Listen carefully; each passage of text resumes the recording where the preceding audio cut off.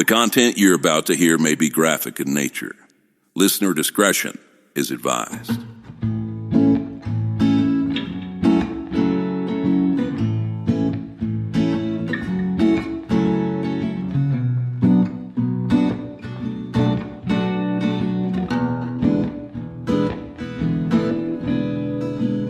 This is True Crime XS.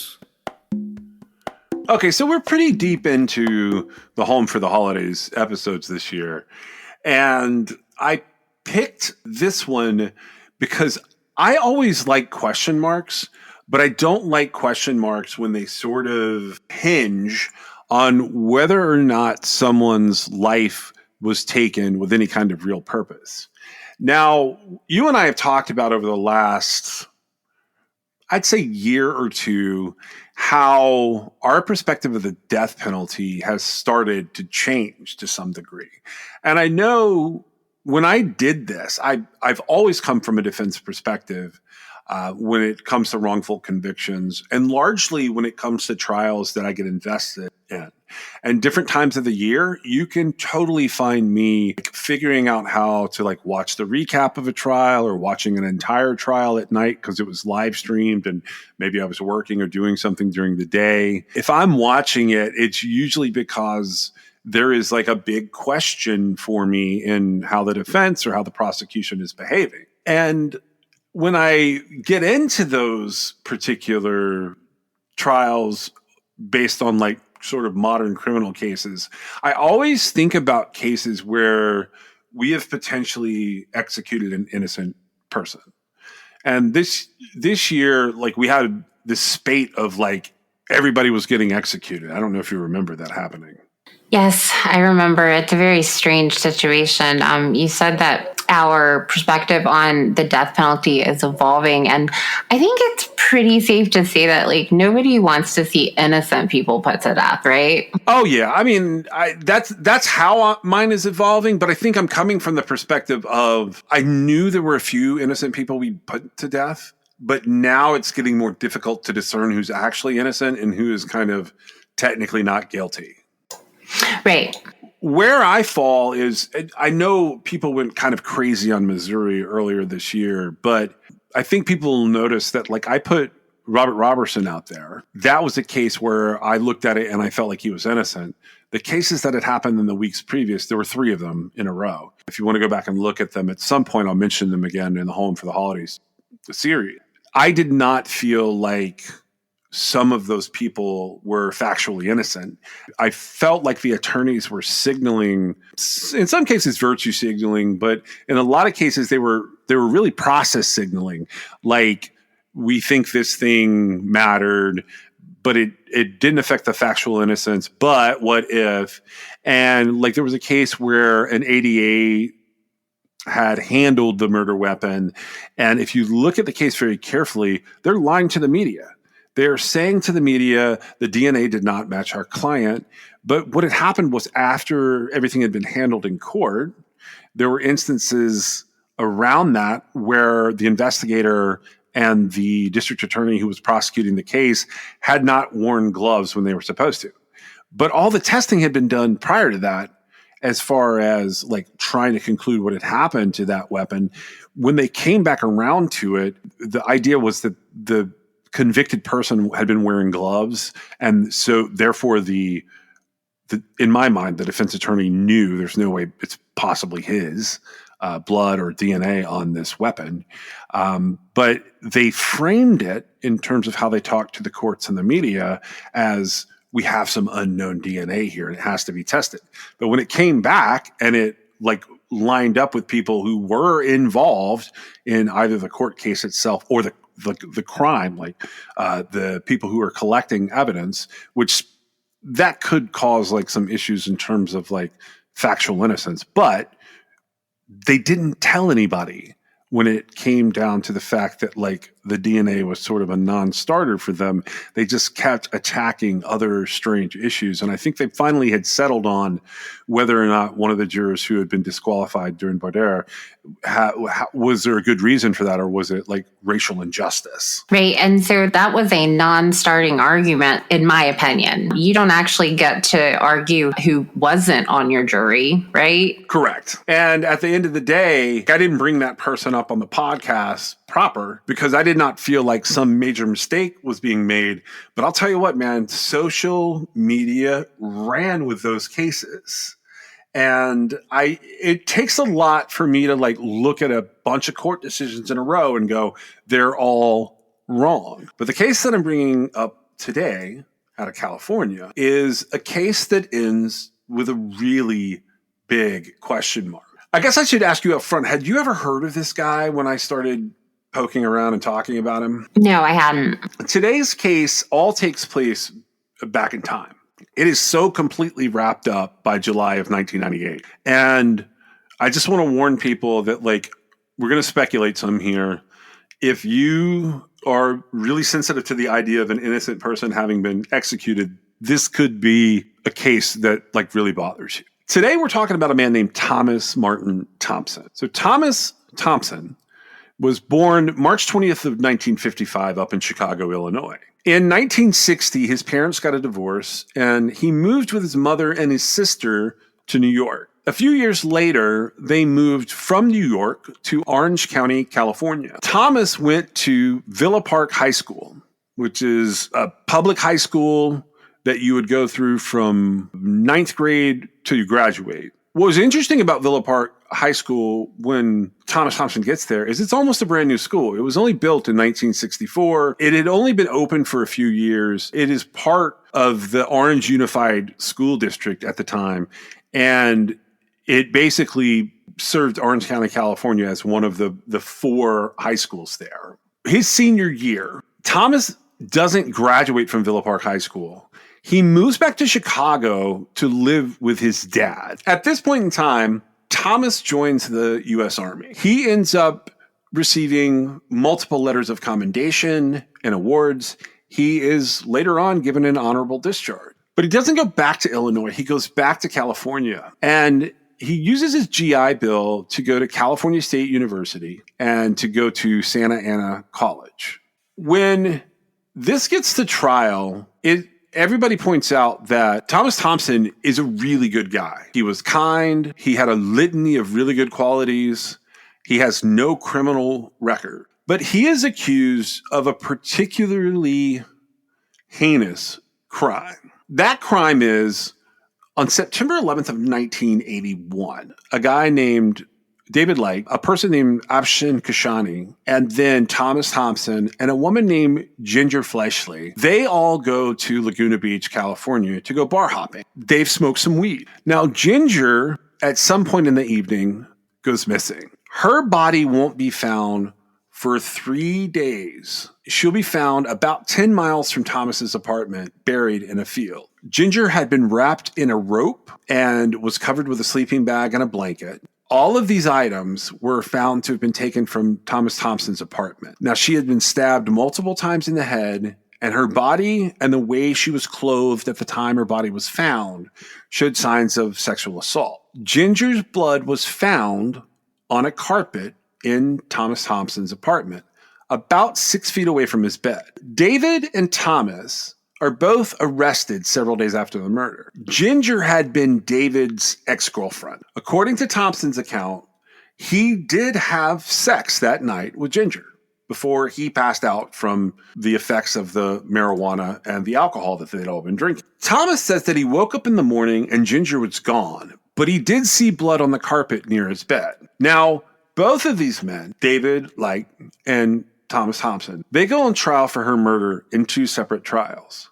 The prosecution accuses Thomas Thompson of raping and killing Ginger. Evidence for this trial comes from 2 previously convicted jailhouse snitches, a man named John Delfrate and a man named Edward Fink. They both claimed that Thomas Thompson admitted while he was in jail to raping and murdering Ginger. Now, David had threatened Ginger in the past. Fibers and a shoe print linked David and his car to the place where her body was found and to the body itself. So David ends up being sentenced to 15 years to life in 1985 for his alleged role in this murder. His conviction is for second-degree murder. The deputy district attorney at the time, they put forth the theory that David was the man who wanted Ginger killed and that Thomas had killed her after David ordered him to do so. A few weeks before Ginger's murder, she had called the Laguna Beach police officer and she had told them that David had threatened to kill her. So that's David's side of it. On November 4th of 1983, 2 years earlier, Thomas Thompson was convicted by an Orange County Superior Court jury of the forcible rape and first-degree murder of Ginger. On April 28th of 1988, the California Supreme Court, in all the automatic appeals, unanimously affirmed Thomas Thompson's rape and murder convictions, and they affirmed Thompson's death sentence. So when this happens, opinions are written, and you have a majority opinion, and you can have a dissenting opinion. At the time, in 1988, California Supreme Court had 7 justices. The majority opinion was written by 5 justices. 2 of them dissented. Over the next several years, attorneys filed several habeas petitions with the California Supreme Court on Thomas Thompson's behalf. So Thomas gets granted habeas relief as to the rape conviction by the United States District Court, or the federal court, for the Central District of California. They invalidated his death sentence on the grounds of ineffective assistance of counsel. So on June 19th, 1996, the Court of Appeals for the Ninth Circuit, so the United States District Court for the Central District of California, heard the habeas, and they granted relief to Thomas Thompson. Now it goes to the Federal Appeals Court for the Ninth Circuit. They reversed the Central District Court's ruling, and they reinstated Thomas Thompson's death sentence. The Court of Appeals 3-judge panel noted that given the strong evidence of rape that had been presented by the prosecution, Thomas Thompson could not demonstrate prejudice under the prevailing legal standard, even if the court accepted Thompson's ineffective assistance of counsel argument. They then denied Thompson's petition for rehearing en banc. And I assume you know what en banc means. It means they all participated. Yeah, they all set for it. So on June 11th, 1997, the Court of Appeals issued its mandate denying all habeas relief in Thompson's case. So all the subsequent habeas petitions that his lawyers had filed for Thomas Thompson, they failed until about 2 days before Thomas Thompson was supposed to be executed. The Court of Appeals had heard this. They have the whole panel set. They recalled sua sponte, or Of their own accord. out of order, of their own accord or out of order. With sua sponte or sumoto, it describes an act of authority that's taken without formal prompting from another party. Does that make sense? Right, because typically the parties have to motion the court to do something, but anytime they do something sua sponte, it means it's, I always think of it as spontaneously. Right. It's something the court can take it upon themselves to do. This was relevant to the June 11th, 1997 mandate, where the Court of Appeals had issued a mandate denying all habeas relief. So all of this occurs after the court's usual time frame for reconsideration. So all that the lawyers involved here can do at this point in order to do something for Thomas Thompson is they can petition the Supreme Court of the United States for what's known as certoria. Essentially, they want to be heard on this issue because they feel like this is an overarching issue that doesn't just affect Thomas Thompson's case, and they want to go before the Supreme Court. Execution cases also, beyond just like the overall, constitutionality questions or whatever, they have a tendency to fall under in the fast lane for the certorias. Right. If there's something to be heard, typically they're heard more often than they're not.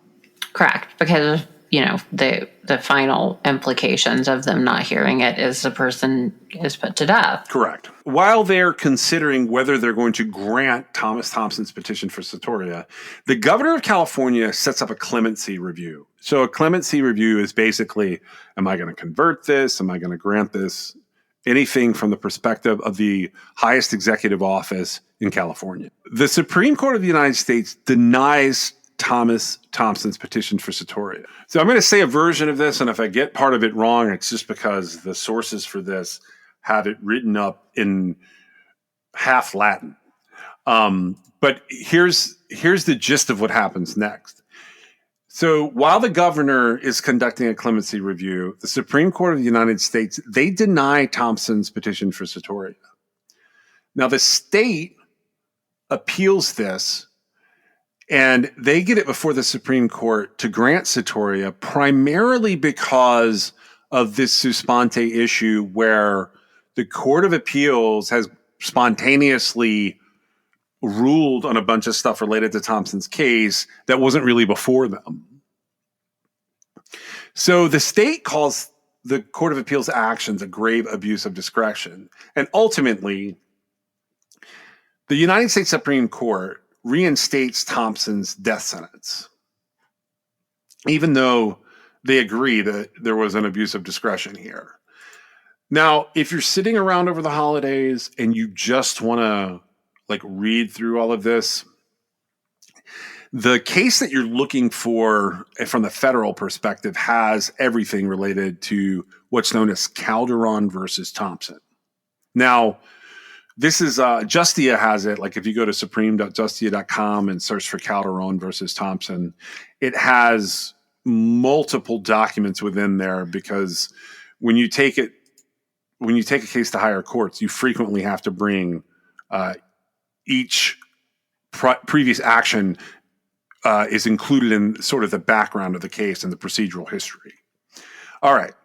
I'm bringing this part up because I wanted to address when they petition for certoria to the United States Court of Appeals for the Ninth Circuit. Now, I know I kind of sprung some of this on you. You may not have read the whole thing. I want to read some of this because it's one of the more interesting arguments overall. The syllabus for this, and this is 523 U.S. 538 in 1998. That's the number you're looking for. Calderon versus Thompson.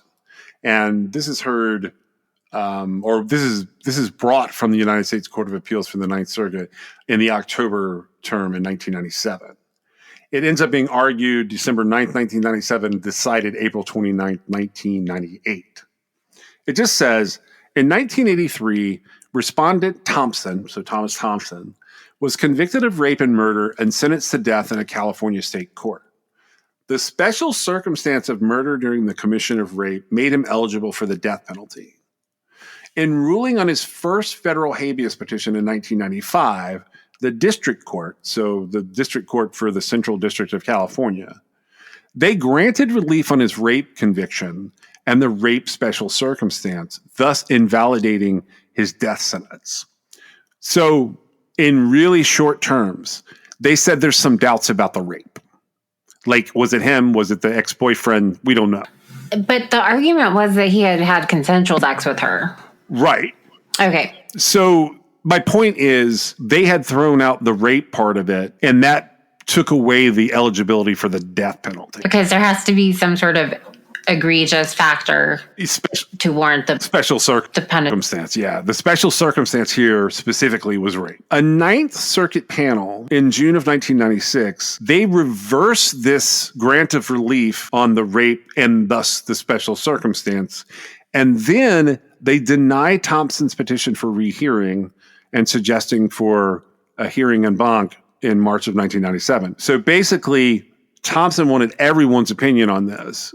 His lawyers wanted to get everyone in on this because they were pretty sure that if there is no rape, he doesn't get the death penalty. This had been denied in March of 1997. So in June, Thompson has a certoria petition up for the Supreme Court. It's denied. So at that point, the Ninth Circuit, which is the step between the California Central District for the U.S. courts and the Supreme Court, the Ninth Circuit, they issue a mandate that denies all habeas relief. The state sets a date of execution in August of that year. The state Supreme Court denied Thompson's fourth habeas petition at their level. And 2 days before the execution, we have this full Ninth Circuit sua sponte, where they recall their mandate, and that's based on claims and evidence that had been presented in Thomas Thompson's first habeas petition. All right, did that all make sense so far? I think it made as much sense as it's going to. Okay. So the court had delayed action in the interest of comity, C-O-M-I-T-Y, not C-O-M-E-D-Y. And this was until the conclusion of the current or fourth state habeas proceeding that was going on. It asserted that it had recalled the mandate because procedural misunderstandings at the court prevented it from calling for an en banc review before the mandate issued, and because the original panel's decision would lead to a miscarriage of justice. In granting habeas relief, the court found that Thompson was denied effective assistance of counsel at trial by his attorney's failure to contest the conclusions of the state's forensic expert and to impeach the credibility of two jailhouse informants. So this is largely part of, like, I hate to separate it like this, but I kind of have to in order for people to understand. Think of it this way. There's a rape case here, and if the rape is true, the murder is death penalty eligible. If the rape case isn't true, then the murder has to be looked at in a different punitive light. And it might need to be looked at in a different light for motive. Does that make sense? Right. And the motive would only be to the extent that, they're trying to find the egregious circumstance that warrants death, right? Correct. They run through this and they're saying, here's what we'll hold from this. So the first thing is, the Court of Appeals' inherent power to recall their mandates, subject to review for an abuse of discretion. They reference the Hawaii Housing Authority versus Midkiff ruling, which is a Chambers ruling from early. They say this is a power of last resort to be held in reserve against grave, unforeseen circumstances.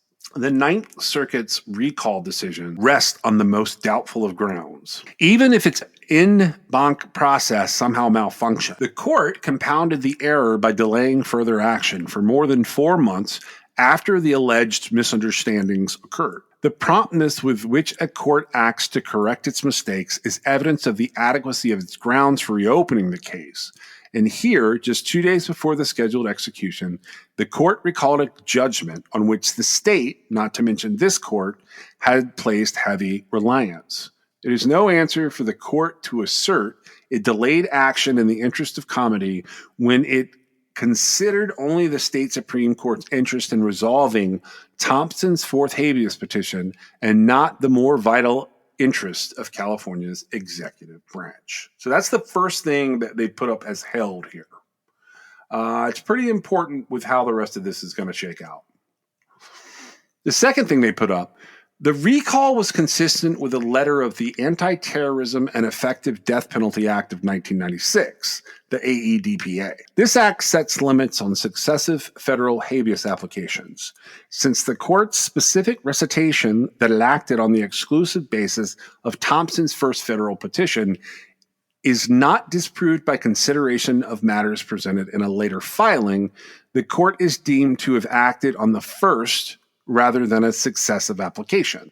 Although the AEDPA's terms do not govern this case, a court of appeals must exercise its discretion in a manner consistent with the objects of that statute, and in a habeas case must be guided by the general principles underlying this court's habeas jurisprudence.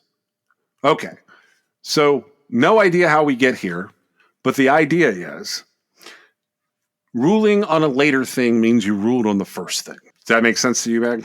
Yes. Okay.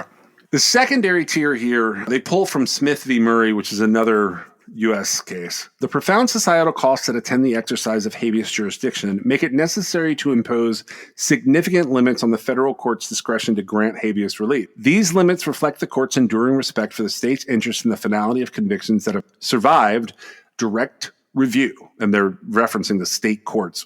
Like, we want to deal with things that the state court can't resolve on its own and needs guidance on. That's what they're saying. It says that finality is essential to the criminal law's retributive and deterrent functions, and it enhances the quality of judging. It also serves to preserve the federal balance, for a state's power to pass law means little if the state cannot enforce them. A state's finality interests are compelling when a federal court of appeals issues a mandate denying federal habeas relief. Only with an assurance of real finality can the state execute its moral judgment and can victims of crime move forward, knowing the moral judgment will be carried out. Unsettling these expectations inflicts a profound injury to the powerful and legitimate interest in punishing the guilty. An interest shared by the state and crime victims alike. In these circumstances, the prisoner has already had extensive review of his claims in federal and state courts, and in the absence of a strong showing of actual innocence, the state's interest in actual finality outweigh the prisoner's interest in obtaining yet another opportunity for review. And then they have one last subheading here under B, and it says, unless it acts to avoid a miscarriage of justice as defined by this court's habeas jurisprudence, a federal court of appeals abuses its discretion when it sua sponte recalls its mandate to revisit the merits of an earlier decision denying habeas relief to a state prisoner. Okay. I'm ending it there. This opinion goes on. I just want to point out that this is the worst kind of passing the buck. And this is the worst kind of the state should have figured it out if this guy was innocent. I agree. It is. I would take that even a step further and say that, like, while they could have stated all that with regard to how they would like for it to be handled and make an example of the case, nevertheless, they should have made the decision. Yeah. I'm going down a little further in all of this. There's a ruling based on this part that makes its way out of the Supreme Court. Now, we have Kennedy delivering the opinion of the court. Rehnquist, O'Connor, Scalia, and Thomas join Justice Kennedy. Souter files a dissenting opinion, and Stevens, Ginsburg, and Breyer, they dissent. They join in on this dissenting opinion. Now, those are all the names of the Supreme Court at that time, the justices that are involved here. So Justice Kennedy delivered the opinion of the court, and this is kind of how he rolls this out. Thomas Thompson was convicted in California state court of the rape and murder of Ginger Fleischle more than 15 years after the crime, 13 years after Thompson's conviction, and 7 years after Thompson filed his first petition for federal habeas relief. The United States Court of Appeals for the Ninth Circuit issues its mandate denying the writ of habeas corpus. 2 days before Thompson's scheduled execution, however, the Court of Appeals, sitting in Banc, they recalled the mandate and granted habeas relief to Thompson. All right, the Court of Appeals, for whatever reason, has some kind of doubt. What this argument is before the Supreme Court is, are they allowed to act on that doubt? According to this reading here with Justice Kennedy, he says the case presents two issues. First, whether the Court of Appeals order recalling its mandate violates 28 U.S.C. 2244B. This would be by the amended version under the Anti-Terrorism and Effective Death Penalty Act of 1996. That's what we were just talking about, where basically how long do you litigate a thing before you close it? That's tier one of this argument, whether the Court of Appeals recalling that mandate because they have a doubt does anything here. There's a note on here, and I want to point this out, that there's briefs of amici curiae urging reversal filed for the state of Arizona, which has multiple attorneys generals, including M. Jane Brady, Robert Butterworth, so that's going to be Delaware and Florida, Arizona. We've got Alan Lance of Idaho, Carol Stovall of Kansas, Richard Loeb of Louisiana, Jeremiah Nixon of Missouri, Joseph Mazurek of Montana, Don Stenberg of Nebraska, Frankie Sudel Papa of Nevada, Dennis Vacco of New York, Mike Easley out of North Carolina, Betty Montgomery out of Ohio, Drew Edmondson out of Oklahoma, Michael Fisher from Pennsylvania, Charles Condon of South Carolina, Mark Burnett out of South Dakota, Jan Graham out of Utah, Christine Gregoire of Washington State, Richard Cullen out of Virginia, and the Criminal Justice Legal Foundation by Kent. Do you understand what all of that means? Like what all these people are joining here? Yes. So they're filing a friend of the court briefing. It's done to bolster, right? Correct. To bolster the position, to assist the position. They're not really intervening. It's to bring the appropriate attention. Correct. The first thing that we're that the Supreme Court is, quote, looking at here is whether or not the recall was allowed. So I just want to point out that in order for that to happen, the state has to basically turn this around back to the Supreme Court after the defense has it turned down, which in and of itself is a big deal. So the second thing is, first, did they abuse their discretion? And second is, like, what would the appropriate path for this to go be? So the first issue that we were dealing with was whether the Court of Appeals order recalling its mandate violated the ADPA, the amendment there. And second, whether the order was an abuse of the court's discretion. They end up finding that the recall of this mandate was not controlled by the precise terms of the AEDPA, but in the second part of that, they do find that it was a grave abuse of discretion. In my opinion, this is a huge mistake. All right, here's how Kennedy lays this out. He says that Thompson met his 20-year-old victim, Ginger, in the summer of 1981, and Ginger shared a Laguna Beach studio apartment with David Light. She had had an intermittent sexual relationship with David Light. In August of that year, Ginger moved out, and Thompson moved in with David Light. So Thomas Thompson moved in with David, became his roommate. Weirdly, Ginger leaves that apartment with David and moves in with Tracy, who is David's ex-wife. Tracy and Ginger run into David and Thomas at a pizza parlor. This is where they're going to go drinking, kind of bar hopping and smoking weed. Ginger had told Tracy that she was afraid that Thompson might kill her if she were left alone with him. But that's not what she told the cops. This is just what it says in Kennedy's opinion. The group later goes to a bar together. David and Tracy leave. So they leave Thomas Thompson and Ginger together. At 9:30 p.m., Afshin, who we briefly mentioned earlier, he joins Ginger and Thomas. They all go out and they now move to smoking hashish. These three go to Thomas Thompson's apartment about 1 a.m. Around 2 a.m, Ginger had gone to a nearby liquor store and bought some soda. Thomas Thompson told Afshin he wanted to have sex with Ginger. He assured Afshin that he would leave Ginger for him afterwards. I don't know what that means, but whatever. So there was something going on with Thomas Thompson and David Light where they had a plan to leave the U.S. and go to Thailand. And from Thailand, they were going to smuggle in refugees into the United States, and they were going to use them as drug mules at the same time. That's referenced here in Kennedy's opinion, so I'm bringing it up. Before Ginger returns to the apartment, Afshin took off to walk to his truck. The belief there was that he had left his truck at a local bar. But on the way, he realized that he had forgotten his cigarettes. So he returned back up to the apartment, and Thomas Thompson met him at the door. Thompson appeared nervous, and he made Afshin wait outside while he retrieved the cigarettes.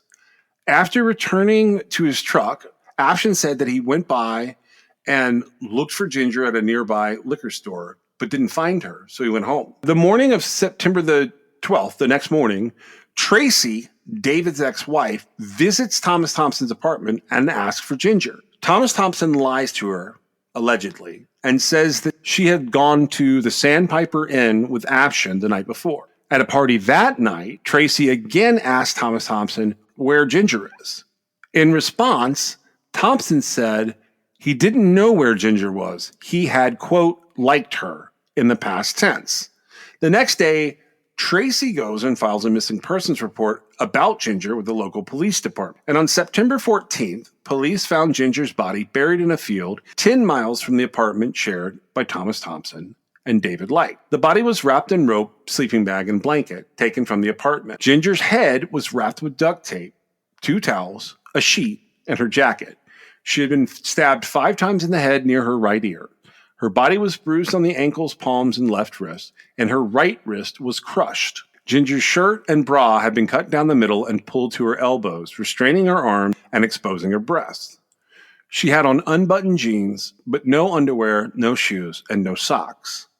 A vaginal swab revealed semen consistent with Thomas Thompson's blood type. Police found 2 footprints near the body. One was smooth and one with a wavy pattern, matching a shoe that had been worn by David Light.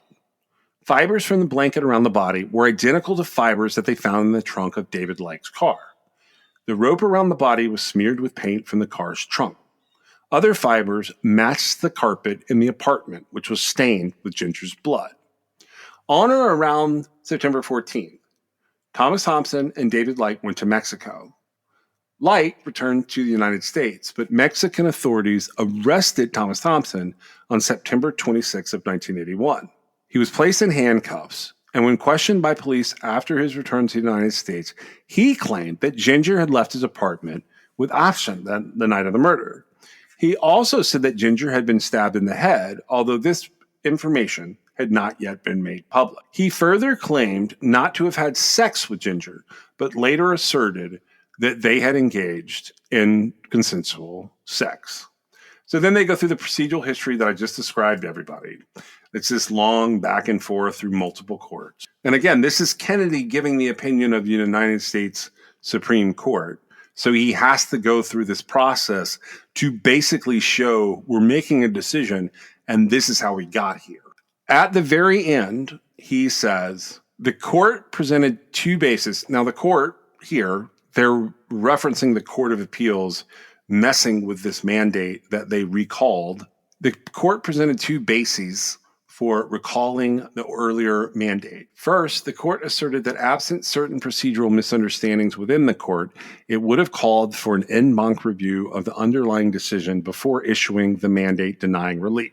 Those procedural misunderstandings, including a mishandled law clerk transition in one judge's chambers, and the failure of another judge to notice that the original panel had issued its opinion in the case. Second, the en banc court asserted the decision of the original panel would lead to a miscarriage of justice.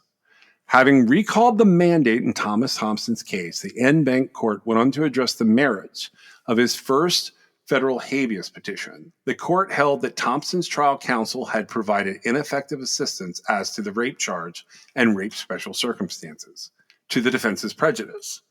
A plurality of the court would have granted habeas relief on the additional ground of inconsistent theories by the prosecution at Thompson's trial and the later trial of David Light. The majority made no effort to determine whether Thomas Thompson was actually innocent of the rape and murder of Ginger. The court nonetheless affirmed the district court's grant of the writ as to the rape conviction and rape special circumstances, vacating Thompson's death sentences, and further remanded the question of the murder conviction for the district court's initial consideration in light of our vacatur of the rape conviction. So they're saying, we're booting the rape conviction. We want them to look at the murder conviction and the punishment based on us booting out the rape conviction. And the Supreme Court is reviewing the Court of Appeals having done that. 4 judges there dissented. Judge Hall argued the majority's decision allowed Thompson to evade AEDPA's restrictions on successive petitions. So somehow the appeals court thinks that Thomas Thompson's lawyers were using this as an end runaround to keep filing essentially federal habeas petitions.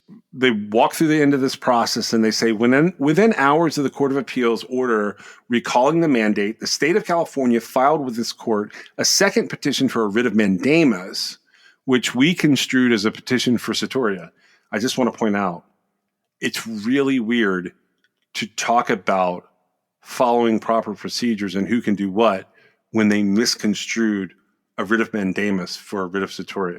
Well, so their prerogative is the interest of justice, right? Yes. And so just because something has the wrong title, if it meets the appropriate criteria otherwise, right? Yes. I feel like all of this was procedural overkill. It really was. But here's my question. Okay, and I'm not going to keep dragging this out for people. Do we think they executed an innocent man? I don't know. If you follow the whole case, which obviously we didn't go through, we talked more about the procedural part that ended up with him being executed, right? Right. Or the I don't know if it was a failure necessarily. If we go all the way back to the beginning of the act of the crime and we put aside all of this judicial procedural rhetoric or garbly-gook, we're talking about a situation where we've got a guy who was out with friends. So Tommy is the defendant here, David, who's also charged, right? Right. And he was the victim's ex-boyfriend. The victim happened to be living with David's ex-wife. I don't know if they were divorced. Okay. They articulated so many different ways in the paperwork, I couldn't tell you. But right there, you've got a situation happening. Correct. Okay. And then you've got this witness who, I'm sorry, I can't recall his name. It's not Alfonso, is it? Afshkin. It's a weird name. Afshkin. So he's the friend he's giving this information that, so the witness statements here are basically Tracy, who is the victim's roommate, and the other defendant's ex-wife or wife, and then the friend. They're all giving these statements, right? They're the witnesses to what makes Thomas Thompson lean towards his gut. Now, I never heard anything except that he said that he had a consensual sexual encounter with the victim. I don't know. I believe he testified. My point is, what I'm sort of getting at here is that why would he have done this? What do you mean? Thomas Thompson is not the guy who is. I'm saying that David had a much clearer motive, and his wife's statements with regard to kind of getting Thomas Thompson's involvement in check, right? Because she's saying, like, she talked to him. She said, hey, where's Ginger? And she's the one saying, oh, she left and went, to the hotel with the other friend, right? Right. All these statements and stuff. So, like, why is all that happening? To me, this sounds like a complete and total setup, right? Yeah. Essentially, like, you've got a husband and wife situation, whether they're ex or not. And then you've got them getting rid of the girlfriend and setting up the newcomer to the group. Right. That's what it looks like to me. The fact of the matter, like, that you've got anytime jailhouse snitches come in, right? Yeah. That makes me start wondering. It's obviously up to a jury to give the credibility that they see fit to the, as far as the weight of the evidence that they give it. If I have a feeling sitting on a jury that it would be very light, the weight I would give jailhouse snitches saying this guy confessed to this. So if Thomas Thompson was a jerk, now he had never had a criminal conviction. And so for whatever reason, he had to just for, again, whatever reason, decide that night he was going to murder this girl. He assaulted and murdered this girl out of nowhere. Well, your initial instincts, I think, are correct in this case. So I'm not going to run this one super long. I could.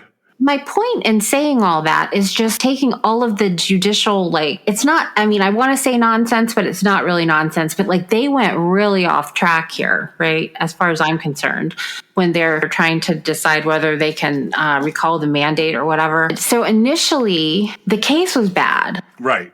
It makes way more sense that he invited Ginger back. They did their thing. And then David came back and he was pissed.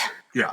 Okay. And then the wife covered. Now, the other friend, it seems a little weird. Unless there's just a whole lot I don't know. And they add stuff to this. Like they were going to go smuggle There's so much in there. There is so much in there that comes out of the trial testimony, which you can find in the Calderon versus Thompson documents. You can also find it. There's The Anatomy of an Execution is a May 1999 long form article written by Stephen Reinhardt, who comes in here in just a second. It's very important. It was a New York University Law Review article in volume 74 in May of 99, number 2. But if you really want to dig deep into this case, people have done it for you. I want to read you something. I want to see what your response to it is. This is from June of 2015. Now, this is carried in the Los Angeles Times. It's carried in San Francisco Gate.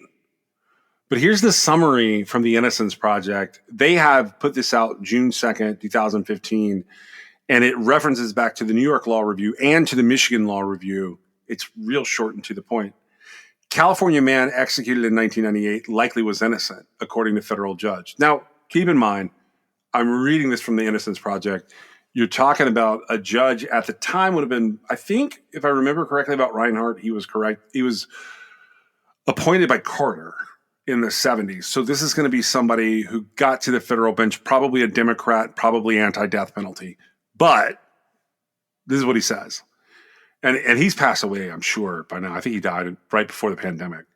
But he says a federal appeals court judge says a man executed in California in 1998 was likely innocent of the rape and murder for which he was sentenced to death. In an article in the Law Review, and it references multiple law reviews here, Ninth U.S. Circuit Court of Appeals Judge Stephen Reinhart said Thomas Thompson, one of 13 Californians executed since 1992 under the current death penalty law, was put to death only because of a U.S. Supreme Court ruling that prevented a lower court from considering the merits of his case.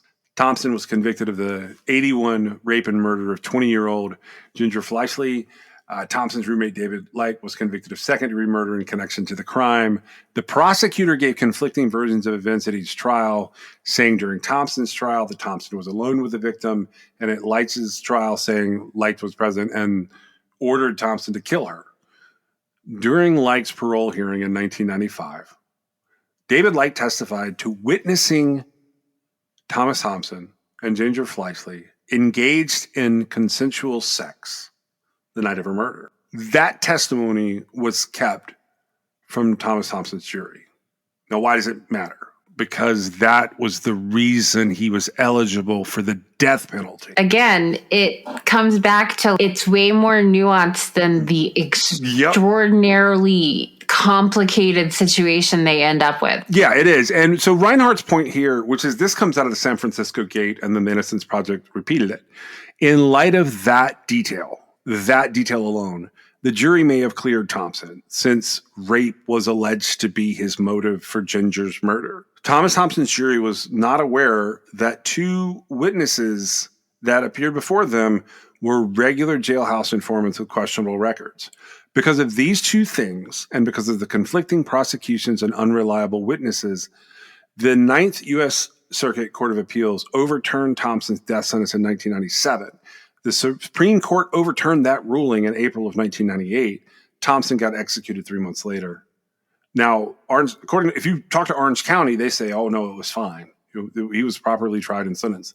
But Stephen Reinhart is the only person who ever came out and pointed out the reason that the Ninth Circuit Court of Appeals was so confused by this case, which he had been convicted for in 1983 and he was executed in 1998, was because they didn't believe him on his first habeas when he said he was having consensual sex and the other people who came into the house saw him, until he saw the question during the 1995 parole hearing for David, where he testified in an unrelated matter that he had seen Thompson and Ginger engaging in consensual sex. So why did David think he had killed her then? He didn't. David confessed to killing her in a crime of passion. That's how he gets parole and gets out. He gets sentenced second-degree murder for killing her.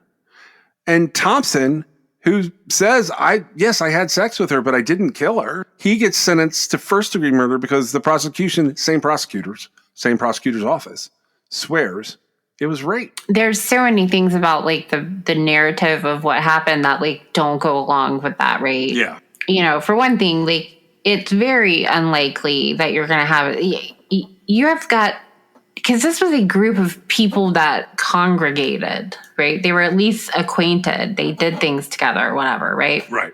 you have to have more than just a little bit of like it has to be like a love issue, right? Yeah, there's no money involved here. None of these people have anything. Yeah, well, I mean, though, but it's also not going to be like, oh, you didn't return the thing you borrowed from me, so I'm going to kill you. Like, it's not, it's got to be, unless you're dealing with a situation with a psychopath, there's got to be serious circumstances leading up to this situation, which would be something like, a relationship involving love. It's not going to be enough that like they had sex or whatever. I don't know where that other guy came into the picture as far as like what he was talking about with the smuggling and all that. To me, all that stuff being added. Now, if they provided evidence, that's one thing.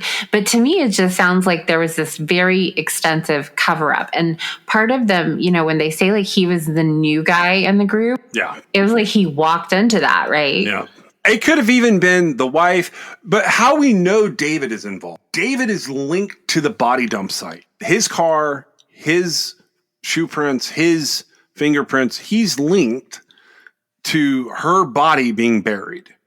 So either everybody did this and all four of these people are somehow either involved or oblivious, or David did this. Well, right. And part of what sort of comes out of all the procedural judicial overkill is that there really is no reason that the Ninth Circuit should have been issuing a mandate based on the merits of the case. But what I'm saying is what I figured out happened. Because I looked at this and like, honestly, if you look at it, nobody has figured out how to write it up. Not the San Francisco Gate, not the Los Angeles Times, not the Innocence Project. The wikis are all screwed up on it. But I figured out why the judges at the Ninth Circuit reached back and wanted to mess with it is because somebody in there said, well, what happened to the other guy? And they went and they looked and they said, well, he got paroled. Oh, really? Well, how did he get paroled if this is a death penalty case? And they went and pulled the transcripts of the guy's parole hearing and they looked at it and they were like, oh, well, he admits that it's a crime of passion where he saw this man who's before us in another case having sex with her, but that man is accused of raping her. We have to do something about this. And that's why they recalled their mandate is because somebody went and pulled the parole hearing transcript. Now, they don't tell you that in any of these articles, and he doesn't want to say that because it's kind of out of line for a Ninth Circuit federal judge to do that. But he's basically investigating on behalf of this guy who's in front of him who could be executed.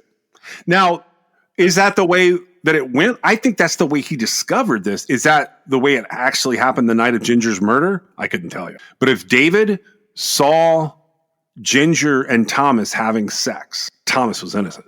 And he definitely shouldn't have been executed. It's obvious to me that even the setup that they did left holes. What? Yeah, right? Yeah. It's so confusing that even Kennedy's opinion, which is coming from the Supreme Court, like I read it 3 times and I was like, is Kennedy drunk writing this? Well, I feel like what they should have done was they should have argued the actual innocence. Who? This didn't happen because of something his attorneys did. This was between the courts and the state that they discovered that. So here's my guess. The defense attorneys never pulled the transcript for the parole hearing in 1995, 3 years ahead of the execution. Stephen Reinhart did.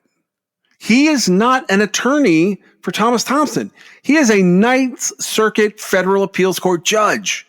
He can't argue anything. That's how we end up with the busted mandate where he says, we're going to recall that mandate. The reason they recalled the mandate is because he read the parole hearing transcript and realized that what the prosecutor was saying was impossible. Well, right. But I'm saying like from where they ended up, which again, I think he was executed like 3 months later. I feel like they focused too much on the procedural part as opposed to like the parts of the case that needed to be. I hope somewhere in the 6 federal habeas petitions they filed that they argued actual innocence, but I think I don't think they did. Well, the first one seems to be the one because that's where they grant them ineffective assistance of counsel because his counsel did not attack the fact that his claim was in all the scenarios that he went home and had sex with Ginger. He made arrangements to have sex with Ginger. The prosecutor said that he raped her. So in one trial, the prosecutor walks in and says that man raped her and that man wanted her dead, so the man who raped her also killed her. The other trial, they get to a hearing where they're going to make a plea for second-degree murder, and that guy says it was a crime of passion. After I saw him have sex with her, I killed her. And the evidence at the scene linked him there. No matter what, here's where I land. And this is my final thought on this. I think you're right, by the way. I think that they should have been arguing actual innocence, and they should have been looking at the parole transcripts, and they should have been tearing apart the stories from the perspective of, was it sex or was it rape? Because the two things aren't the same. And if it's sex, then he needs to go back and have a different murder trial where they find them like either a motive or they walk back through a set of circumstances where the circumstances aren't, quote, special and capital. Because it's not a capital case if he had sex with her. Right, except that I'm saying that, like, if you look at the situation and you go, oh, they just had sex, like, there is no murder charge. Right. And that's where I land with it, is I think David's murder charge is enough. If Thomas Thompson was having consensual sex with her, he has no reason to cut off her clothing the way she was found. And the reason I said that I felt like Kennedy was drunk when writing this opinion, I'm kind of joking, but not really. He seems to attribute in that opinion that we were reading from, that you can go read, the Supreme Court website has it. He seems to attribute some of David's behaviors to Thomas Thompson. The police report that was filed from Ginger was about David, not Thomas. I mean, it could be both of these guys were just creepy dudes. And maybe they did it all together. Like there was a whole thing going on. You're right. It does seem like there's some confusion happening. And that would skew the overall, especially like, you know, two appeals courts in, right? Like they're looking, and if they think some of the stuff that her married boyfriend had done was attributable to the guy that's on trial here. The fact of the matter is, though, David got charged with second-degree murder, right? Yeah. He was probably solely responsible. Yeah. Oh, yeah. For everything that occurred. And, you know, a lot of this could fall on him for not speaking up.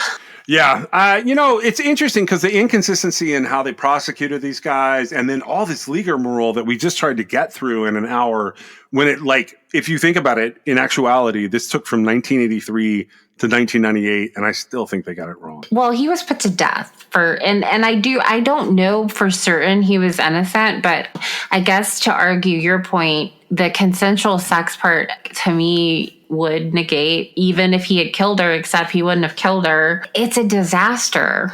It is. It's a disaster. And I guess, okay, so first of all, as we move that direction, nobody comes home for the holidays that should in this case.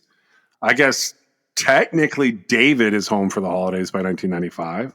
Well, and this is where we have to start going, wait a second, would Thomas Thompson have, you know, would there have been evidence eventually for him to have an actual innocence claim because he was put to death? That's irrelevant. His entire life gone. And so that's what, you know, we started this by saying that, like, over time, we're kind of like, wait a second, the death penalty may not be being used for what in our, you know, whenever you think about it objectively, you think that it's like an eye for an eye type thing. Right. This is not the case here, right? Because I find so many different, this is like a kerfuffle, right? It is. It really is. And I do this too. Like, I'll start my argument and my argument will go down a side road and then I'm no longer arguing the point. And I think, like, they were so busy saying, like, oh, you can't do this, that they forgot that there was a guy that was going to be put to death at the end of it. Yeah. And, you know, Reinhardt eventually dies of a heart attack, I think. He's still on the bench when he died. I don't remember how old he was. He had some controversial rulings over the years, but he, you know, carried the bench well into his 80s. People did come out afterwards and talk about some of his not great behavior. I don't really know what else to say about this particular case. It's one of those that I wanted to point out from the perspective of, I think that at the very least, Thomas Thompson was mispunished. If he had consensual sex and for some reason got involved in a cover-up with David Like, where... Wouldn't he have just said that, though? I think he would have admitted to it. I think him saying I didn't do it was because he didn't do it. I think that on the parallel, and he didn't even try to blame the guy, right? He said, right. I went to sleep. She was there. I woke up. She was gone. Right. Right. And that's probably what happened. And the parallel roads that we take here, like there are certain things that we know just from like, unless it's just an anomaly, like the two didn't work together to do it. Right. Because guys don't do that with somebody that they know. You know, you've got people involved in the situation that seem to be sort of lending this, sounds like it's credible, but like Thomas Thompson's going, well, wait a second, I never said that, right? Like as far as her going to the hotel or whatever. Right. That's what leads you to be like, oh, he's being set up. And so there's certain things that are happening here that I do feel like when things are so off balance, like they are in this case, which is like, I firmly believe that they had their perpetrator, they had the motive, he had the opportunity, they had everything lined up in the case against David. The fact that Thomas Thompson came into play at all, it messes up the entire system, doesn't know what to do with that, right? Because it literally did nothing but create problems because his role in this never makes any sense. And David being convicted of second degree, it may have been second degree murder because I imagine he was probably ticked off because his girlfriend was having sex with his friend roommate, right? Well, he had just gone and had sex with his ex-wife or current wife. I can't tell you what these people were doing. No, I know that, but Thomas Thompson was not in a position where he was going to be like, oh yeah, I had sex with her, now I'm going to kill her. He didn't have there was nothing there to make that happen. Guys also don't kill women because somebody orders them to. No, they do not. That was the most ridiculous part of what I had read because that was stupid, right? Yeah, they don't do that. In my opinion, though, I'm watching sort of how it goes out, and I really think that it was so absurd at the investigative level, which I don't, again, I don't know what the reasoning behind involving him, because to me, his story, while not convenient, is plausible, right? Yeah. Okay. And they have to go really far out of plausibility to make it work. But when you have these like anomalies where they've got the guy, David probably got jealous and killed her, which is what he ultimately said, but it was like 12 years later. And I think that hiccup made all these problems because there was so much happening. And so this is a situation where Thomas Thompson should have never been in the system to begin with. And the fact that he was there in this like weird bubble and he ends up being executed ultimately it was murder. And the reason that execution was appropriate because he had raped her, it was because he never should have been there to begin with. I can't imagine. I don't know of any case where more has gone wrong. I've seen a couple, not usually that end like this. This is the worst of the few capital punishment cases that I have felt like execution was unwarranted or flat out wrong. This case bothered me, and I think it bothered Reinhardt. And like, he's one of those people in terms of like his judgeship. Like, you can go out and read like everything he ever did on the bench. His cases for the Ninth Circuit are there. He is controversial at times, but he was considered to be a pretty good jurist. And from what I can tell, this is the only capital case that I think kept the man up at night. Like, to the point that like he wrote multiple long form articles about this that you can go out and read even now. It bothered me. It's kind of a downer, so I put it like right in the middle of all the holiday episodes. But this is part of like how my view of capital punishment has been evolving. And, it's not so much that I don't think we should have the death penalty. It's that I don't feel like as a civilization we're mature enough to use it. Do you think that this case had a direct impact on California's moratorium?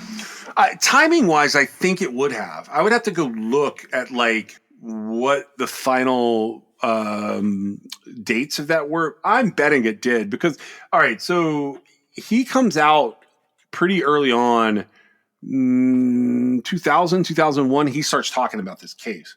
And by 2015, he was just openly writing about it and giving interviews, which is unusual for a jurist. No matter what you think there, I think that this case affected capital punishment for the entire Ninth Circuit. My next question would be: once this had been messed up at the nuclear level, it seemed at the inception of it, with him being charged and the system just not knowing what to do, was there any way out here? Was this a runaway train? Yeah, so I think so. Actually, there's a multitude of errors here. What I actually think should have happened, I think the Supreme Court should not have taken the certoria from the state. And I think the Ninth Circuit's concerns should have been sent to the governor's clemency review that was happening at that time. That probably would have solved it, yeah. If the Supreme Court had denied certoria and it didn't get this weird writ of mandamus, writ of certoria shoved back through by the state of California, and instead the Ninth Bank sent a letter and said, you really need to listen to the 1995 parole hearings of the other person in this case as part of your clemency review of the Thomas Thompson case. I think that would have solved it. Because if that guy really is on the record having taken a plea for second-degree murder out of a crime of passion where he saw this dude banging his girlfriend, and then stating that he's learned so much about himself in the last 10 years that he's been locked up, that he's eligible for parole because of XYZ, and he would never react that way to seeing a friend of his having sexual intimate relationships with his girlfriend, because that's essentially what happens, then that transcript should be enough that they go, wait, hold on. We don't know what's going to happen here, but you need to give his attorneys time to argue for actual innocence because we believe he might be innocent. So can you convert this death penalty to life without parole for now while it goes back to the court? Why didn't the clemency committee hear that? Do we know? I don't know. I don't have I don't have a place where all I have is a line that they denied his clemency. Okay. And that would be we talked about Robert Robertson, the fail-safe that failed. Correct. Yeah. And I mean, so now some of this falls on the defense attorneys, but I got to be really honest with you. If you're a prosecutor this Christmas and you have argued a case and then twisted the case and argued the case to get a heavier penalty for someone you suspected of being an accomplice, or you just can't decide which one was the murderer, Santa is going to fill your stocking with the worst coal imaginable, because that is fucking wrong. You can't do that as a prosecutor. If you're a prosecutor putting yourself in that position, you're doing it wrong. And if you're a prosecutor that's just a district attorney and say your deputy assistant district attorneys did this, well, that's just as bad because you were responsible for them. And ultimately, having two different trials like this 2 years apart and pretending we'll just forget about what happened in 83, even though that guy got the death penalty, we'll just act like it's okay in 85, that's wrong. You're part of the problem. But those are the people that aren't mature enough to use the death penalty. That's kind of where I land. I agree. Special consideration was given to True Crime Excess by LabrottieCreations.com. If you have a moment in your favorite app, please go on and give us a review or a 5-star rating. It helps us get noticed in the crowd. This is True Crime XS.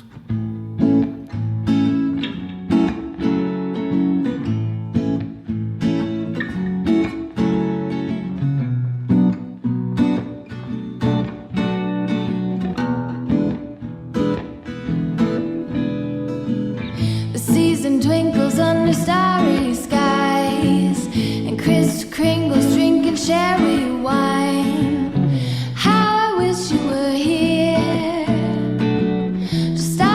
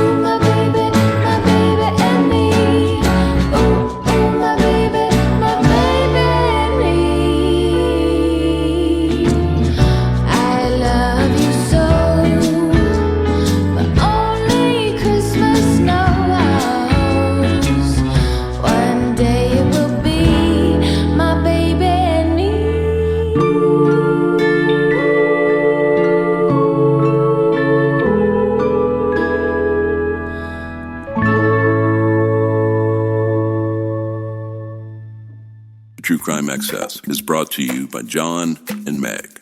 It's written, produced, edited, and posted by John and Meg. You can always support True Crime Excess through patreon.com, or if you have a story you'd like them to cover, you can reach them at truecrimeaccess.com. Thank you for joining us. This is just a reminder that we are part of the Zencastr Creator Network, and I've put a link in the show notes if you guys want to check it out for your own podcasting needs. I've always enjoyed using Zencastr. Their quality is great, and we were able to join their Creator Network at kind of a key time in their history. I have enjoyed it. I've considered a lot of other places to record and a lot of other ways to put together and host and distribute our podcast. But I've stuck with Zencastr the longest. We've been with them for hundreds of episodes now. And I'm putting a link in the show notes where you can check out what they have to offer and see if it's something you would want to use.